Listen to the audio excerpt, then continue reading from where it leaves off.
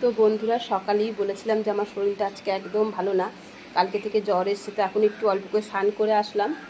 আর চলো দেখাই যে আজকে আমার মা কি রান্না করছে। আজকে আমি রান্না করতে পারিনি, আমার এখনও শরীরটা কেমন জ্বর জ্বর লাগছে। তো তোমাদের দেখাই, চলো আজকে আমার মা কি রান্না করেছে। আসতে দেখি রান্নাঘরের দিকে যাই।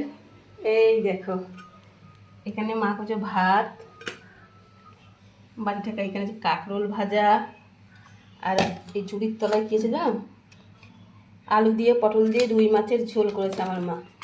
হেবি সুন্দর লাগে রুই মাছের ঝোল খেতে, আলু দিয়ে পটল দিয়ে। এই আজকে আমাদের রান্না হয়েছে। তো মা বয়স্ক মানুষ, মায়েরও শরীরটা ভালো না, যা পেরেছে করেছে। তো এখন মাকে ডাকবো, যে দুজনে মিলে মা আর আমি খেয়ে নেব। তো চলো খেয়ে একটু ওষুধ খাই। আর কি, এই সময় সবারই জ্বর টর হচ্ছে, হালকা গরম হালকা ঠান্ডা, আবার বৃষ্টির ওয়েদার। ভাত খেয়ে একটু ঘুমাই। আজকের মতন চলো বন্ধুরা, টাটা।